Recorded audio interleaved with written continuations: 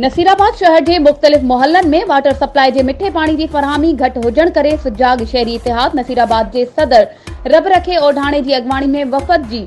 SDO public health Nasirabad Yasin Memon सां संदस office ते मुलाकात कई ऐं गैर कानूनी कनेक्शन कटण समेत वालन की दुरुस्तगी जो पिण मुतालबो कयो। शहर के अक्सर इलाइकन में साफ़ ऐं मिठे पानी की खोट ते अफ़सोस जो इज़हार कंदे अॻवाणनि यासीन मेमन के शहरनि के कावड़ जो इज़हार कयो ऐं 24 कलाकनि अंदर तदारुक न थियण की सूरत में कोर्ट जो दर खड़काइण समेत अवामी सग सां सख्त एहतजाज करण जो पिण चिताव ॾिनो। वफ़द में सीनियर सहाफ़ी ऐं समाजी अॻवान जब्बार आज़ाद मंगी, हाजी मुमताज़ अली शेख, उस्ताद मोहम्मद ट्रगड़, फ़कीर अली गुल कांधड़ो, कामरेड ज़ैन नूनारी ऐं वकील ओढाणो शरीक हुआ।